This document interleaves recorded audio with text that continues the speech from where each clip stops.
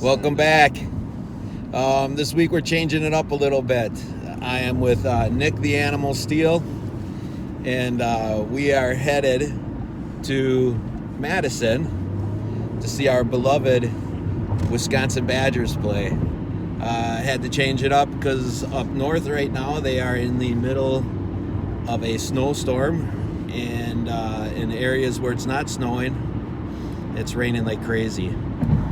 So we're going to tie this video in a little bit with it's part of Good Living, and then also we've got a place we'll probably stop at that has some budget ideas for off-the-grid cabins, and it doesn't hurt to take a look at that. So here we go. We're ready for our Badgers game. On Wisconsin. There you go. All right, we made it to the homeland. Pretty excited to be here. Check this out.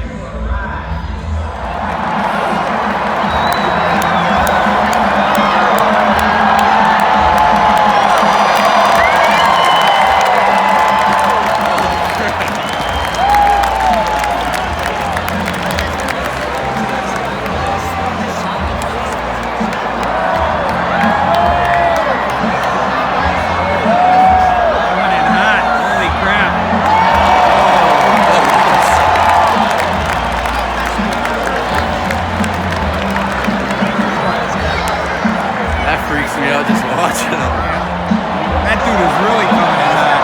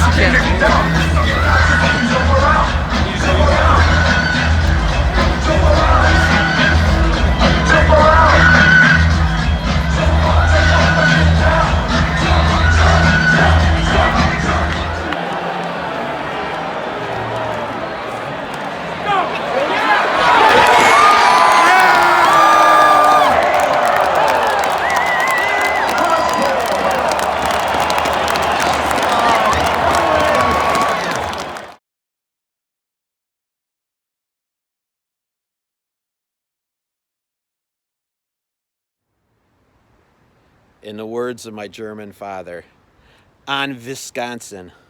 That was an awesome game to watch. I feel bad for any of the Michigan fans, man, because they took a pounding.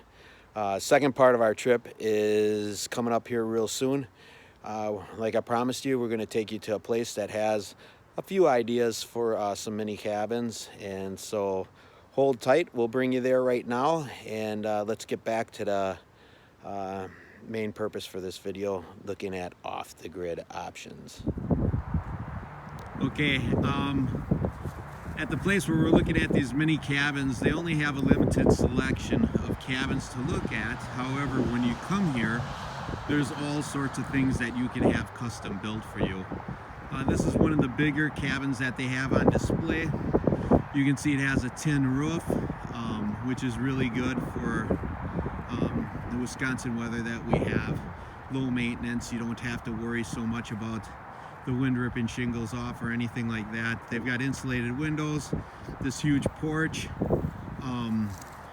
It looks like even the front door as we approach here is insulated. And let's take a walk inside and see what else it has to offer. Okay, I'm inside, And on this model, it's kind of neat. They have a little cove here in the front. Here's our front door that I left open.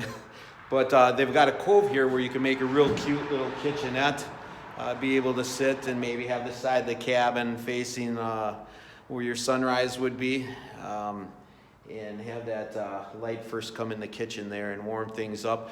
Up on the top, you can see above the porch, if I can get it into view here, there is a little loft here that could be used for storage. You can also use it for sleeping. This part here overhangs the porch right through here. However, that is all insulated.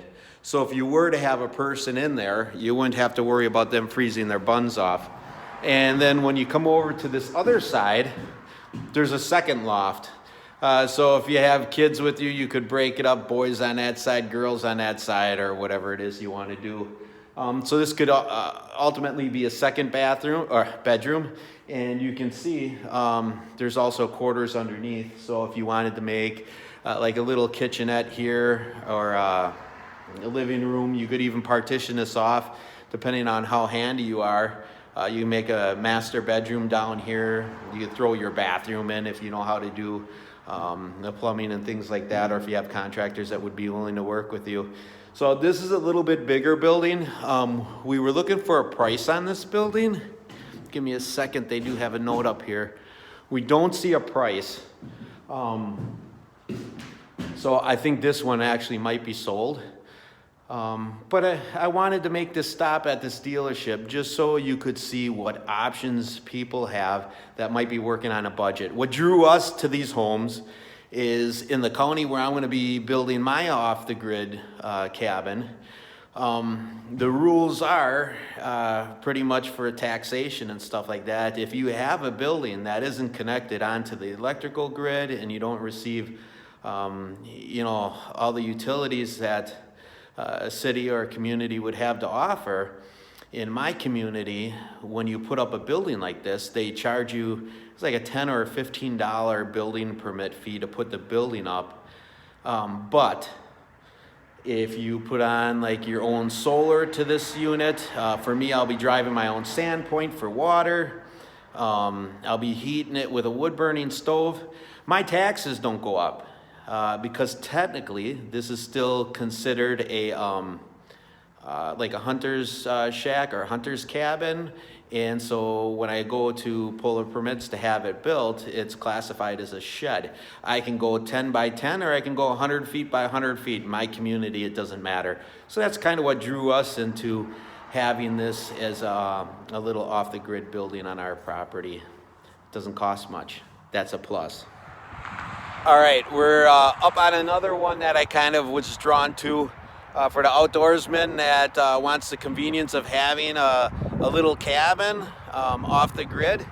This would also be a good one to select from. I'm going to walk around to the back here. It actually has a door, a garage door that's built in, so that if you wanted to store your fishing boat or an ATV or even a snowmobile for amount of time that you're not up at the cabin, can actually have a way to enter in your machinery into your cabin and keep it out of the elements. So we'll go in the front door here. Notice it's an insulated door. So if you wanted to try to put a wood burner or anything like that in here, you could still do it and heat this somewhat reasonably. On the far side again, we have another loft for sleeping accommodations. You could have a family or living space underneath here or a kitchen, whatever you wanted to do.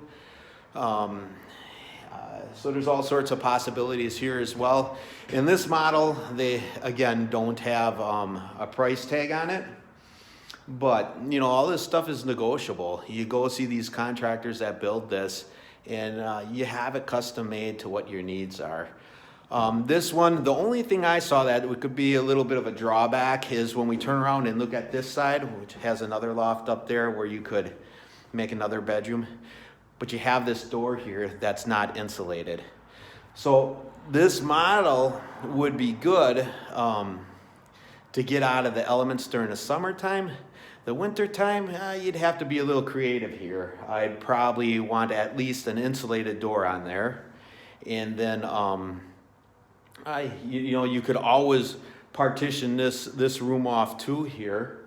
If you just wanted to keep yard equipment in there, make it a smaller room, and have that wall insulated so that the rest of the cabin stays warm. For me, it'd kind of defeat the purpose of having that door here. This cabin is maybe only about 30, 40 feet long, and if I have that big door down there at the other end, I'd probably want to bring my boat in or my ATV in or something along that lines. But there's all sorts of possibilities here. You build what you want and you go from there. For me, I could build all this stuff myself. I mean, the framing and everything on here isn't that complicated. It comes down to time. I still have to hold a full-time job. I still have bills that I have to pay. So it'd be convenient to have somebody build a frame like this for you, and then I could come in and either blow in foam insulation. I could put in my the regular insulation, fiberglass insulation or whatever. I kind of like the idea of going with a foam insulation because you can put rodent-proof chemicals inside that insulation, and heaven forbid if you get a mouse or a varmint that wants to chew its way into your house, when they hit that foam insulation with that active ingredient in it, it's not very tasty. They don't want to have any part of it.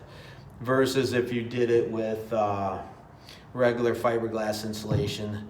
Do your research. I've been in some of these mini cabins where people put in fiberglass insulation, and it does a good job of keeping it warm.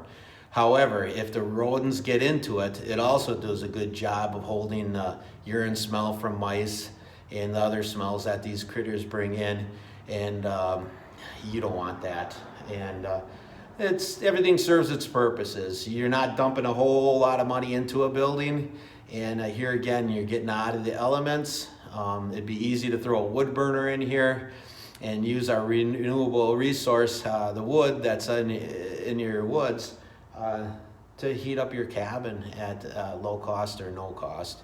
It would just be your time into cutting and splitting wood. So I thought this would be a good video to share with people. The weather's just been beating me up on the last 2-3 videos. It's been rainy, it's been miserable outside. It's really hindering my development of my land. And here again next weekend, I wanted to get a video of getting my land set, getting everything ready, getting prepared so that next spring I can go ahead and start building my off-the-grid cabin. But Mother Nature's throwing another stick in our spokes. Next weekend, it's supposed to rain out and be real miserable again. So we'll see what happens with next week's video. We'll probably have to get a little bit creative. I got a couple different ideas of things that we can do. I do have tower blinds for deer hunting that we can use as mini cabins on my land. I was thinking of maybe installing a heating system in those. Or, if we do get a break in the weather, we'll go ahead and get all that timber that I have down cut up and split up into firewood. And that will make something work for us anyways. And if all else fails, it is hunting season. We'll put together a video on hunting. So my goal is to try to at least bring you one video a week. It's going to be tough as the winter comes on to play here because I'm going to be limited as to what I can do to prepare for my off-the-grid cabin. Some of the ideas that I've had is I can go over some of the solar systems that are in the area. Let you know what options you have there for bringing off-the-grid power into your cabins. And just wanted to share these ideas with you. Look forward to seeing you again on next week's video. And here again, if you like these videos, please give me a thumbs up on the bottom. Otherwise, click to subscribe. And look forward to hearing any comments that anybody may have. And we'll see you next week. Bye.